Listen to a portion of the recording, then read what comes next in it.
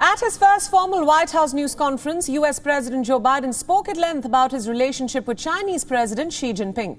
Biden has vowed to check China's escalating ambitions and hold it responsible for unfair trade practices as well as human rights violations. Biden told the media that he's known the Chinese president for a long time, adding that he doesn't have a democratic bone in his body. He said that Xi is similar to Russian President Vladimir Putin, who thinks that autocracy is the wave of the future. Biden also said that China's ambition of becoming the wealthiest and most powerful country in the world is not going to happen under his watch, and that the United States will continue to call out Beijing in an unrelenting way on human rights violations. China has an overall goal, and I don't criticize them for the goal, but they have an overall goal to become the leading country in the world, the wealthiest country in the world, and the most powerful country in the world. That's not going to happen on my watch, because the United States is going to continue to grow and expand.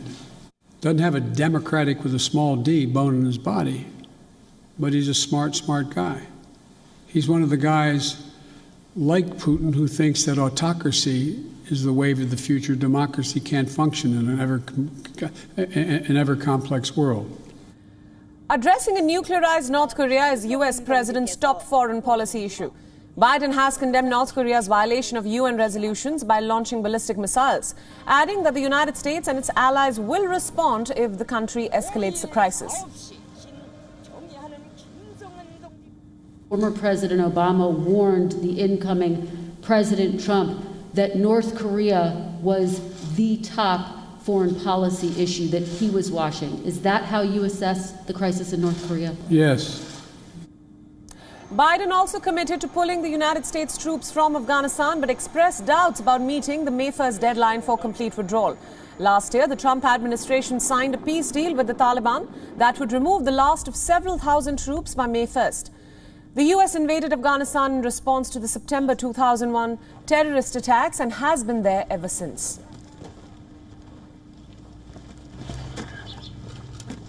The answer is that it's going to be hard to meet the May 1 deadline. Just in terms of tactical reasons, it's hard to get those troops out. So what we've been doing, what I've been doing, and what Secretary Blinken has been doing, we've been meeting with our allies, those other nations that have NATO allies who have troops in Afghanistan as well. And if we leave, we're going to do so in a safe and orderly way.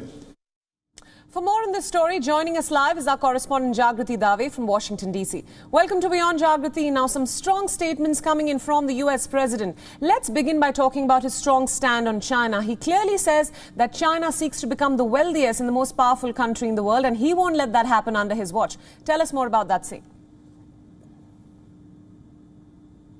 Yes, I think it's something that we've been seeing ever since Joe Biden was running for president. China focused very heavily both in his and in former President Donald Trump's rhetoric when it came to how they saw America's position in the world. And I think it was very interesting to hear Joe Biden talk about how he positioned President Xi Jinping alongside Putin in the scale of the sort of this global fight between democracy and autocracy.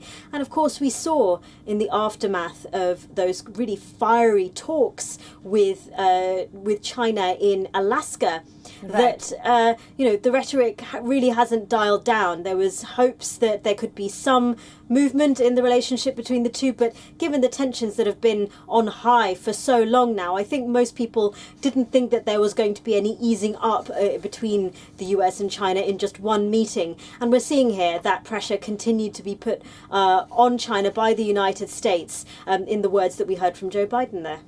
Right. Now, Jagriti, there's been a lot of critique of Biden's reversal of Trump-era immigration policies, which many believe has led to the current escalating migrant crisis at the border. But Biden has stood by his decision. So how is this being perceived in the United States?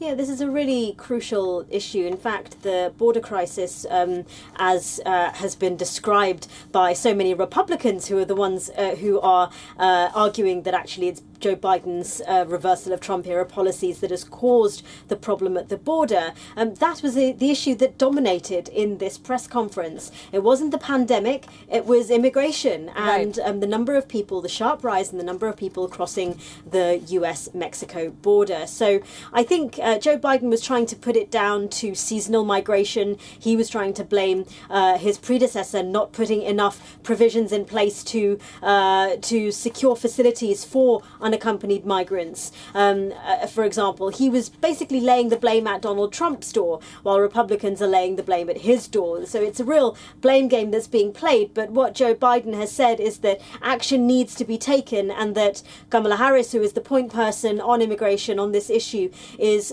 seeking to talk with partners in Mexico and Central America to try to address the root causes. But arguably, that's a very tall order. First of all, that's not something that's going to be addressed overnight. While they're trying to address the root causes, people are still going to be fleeing their homes and their towns to try to cross the US border. So real questions about what Joe Biden and his administration are going to do to try to stop people from coming in the first place. And you know, there were no strong words on that front from Joe Biden. He's playing the delicate balance between trying to ensure that his approach to immigration and to the people coming to the US border is humane, but at the same time, that humanity, I think a lot of people are seeing that as the reason why people are encouraged to come in the first place. So it's a delicate tightrope that Joe Biden is having to walk. But I think many people aren't really buying the argument of seasonal migration as a reason for the people coming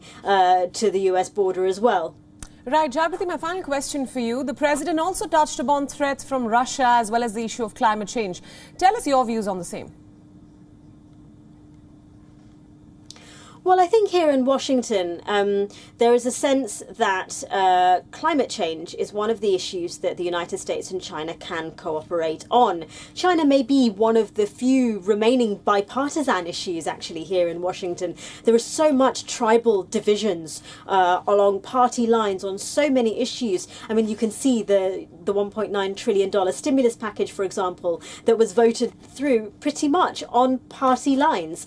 I think that is the idea of bipartisanship in the United States is something that seems like an idea that existed a long time ago, and that people are Joe Biden talks about, but it seems very difficult to actually achieve given the divisions that seem to be so deeply entrenched, not only in American society but in American politics. I mean, the issue of climate change is quite a divisive one in the United States as well, in terms of whether to invest in green technology, green energy, or not.